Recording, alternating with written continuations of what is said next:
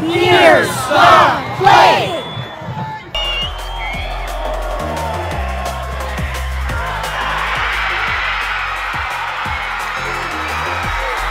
Hello, football fans. Ryan here. When you see players throw helmets at the end of a game, there's a very good chance it either ended in controversy or I was the white hat. Hey-o! This game took place in the Garden State, New Jersey, and saw Freehold Township defeat Red Bank 24-22 thanks to a walk-off 22-yard field goal. A field goal wrought with controversy. It was the third of 3 game-winning field goal attempts.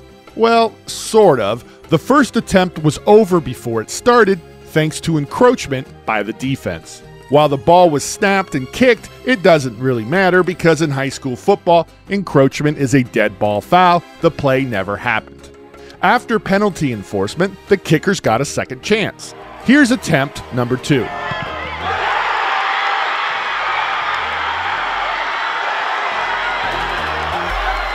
We don't see much in the video, but we know what happened, sort of, thanks to this article and this one too. We also know Platt is back, thanks to this article here. Anywho, the second field goal attempt was blocked and returned for a touchdown as time ran out in the game. One article reads, "The kick was blocked and returned for a touchdown. Both teams filled the field, and the referees called offsetting penalties and ordered the down be replayed." The other article reads, "Several Red Bank players ran onto the field and began celebrating while the play was still going on. Red Bank was then penalized for having too many men on the field, which resulted in Freehold Township getting another attempt at the field goal when the too many men on the field penalty could have been assessed as a post-possession foul." Since we know there was a kerfuffle, and since we know there was an error in penalty enforcement, and since we can see at least one team run onto the field during the return, I think we can safely say after the kick was blocked, players from either one team or both teams came onto the field, didn't participate, and officials flagged it.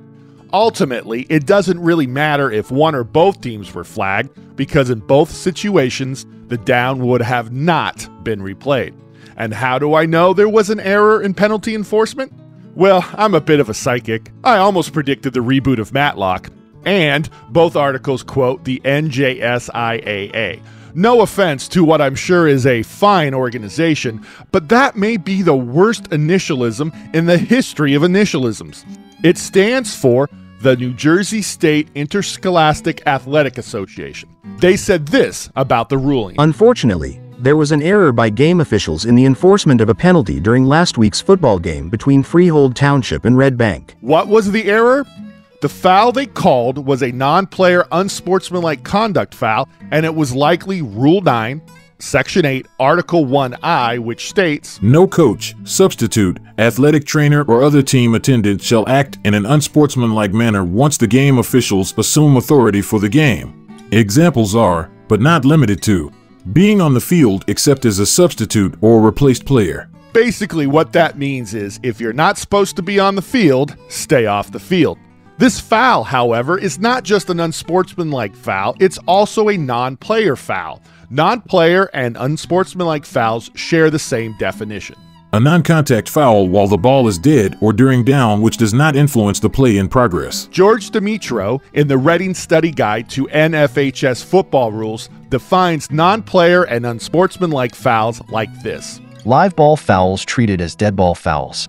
For the purposes of penalty enforcement, they are treated as if they had taken place while the ball was dead and are always penalized from the succeeding spot." Going back to the rule book, Rule 10, Section 4, Article 5 states, "The basic spot is the succeeding spot for a non-player foul." That's also true for unsportsmanlike fouls, as you can see, but not all non-player fouls are unsportsmanlike fouls. There are 2 non-player fouls that are not unsportsmanlike fouls. If you know those 2 fouls, please put them in the comments section below.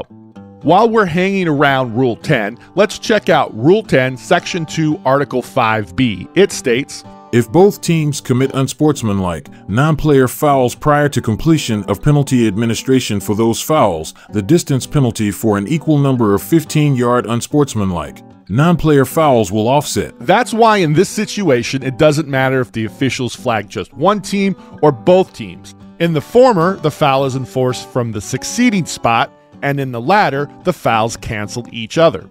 Basically, the rulebook says there are things players and coaches can do that are bad, but since these bad things, like running onto the field but not participating, have no effect on the play, the penalty is enforced after the play. It's basically free yardage for the offended team. By the way, Free Yardage is my favorite psychedelic band from the 1960s. The most famous example of a non-player/unsportsmanlike foul not affecting play is when a player taunts on their way to the end zone. In this situation, the touchdown stands and the 15-yard unsportsmanlike foul is enforced on the try or the ensuing kickoff. To recap, from what we know from the video and the articles, the foul should have either been enforced from the succeeding spot or they would have canceled each other out. Either way, no replay of the down.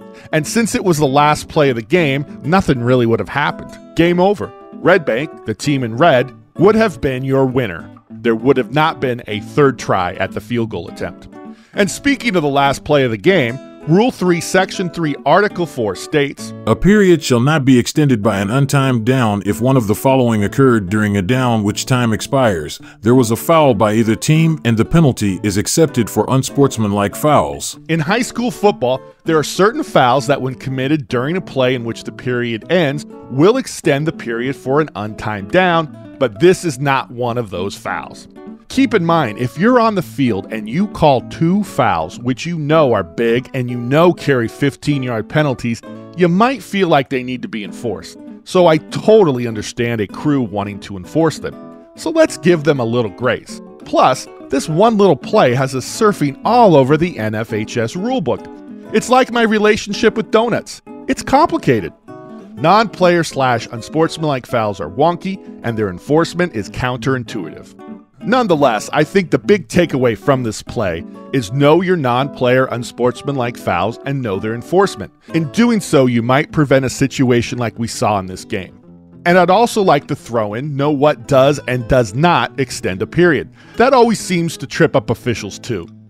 Now it's time for you to weigh in. Did I miss a rule? Did I include a superfluous rule? Is there another way to rule on this play? Let us know in the comments section below. We want to hear from you, so please share your wisdom, insights, and experiences. Before I leave to eat a donut in my new plaid shirt while streaming Kathy Bates, I want to share with you the one and only comment left on the YouTube video from which this footage was taken. "I've seen it time after time after time that players somehow think a blocked field goal is a dead ball. Learning the rules is part of playing the game." Come on, coaches, will you please teach your players not to foul? It'll make officials' lives so much easier. If you're already a high school football official, have a great season. If you're not a high school football official, now is the perfect time to become one. Contact the Evergreen Football Officials Association and we'll help you make it happen. Until next time, we're the EFOA, making good officials better.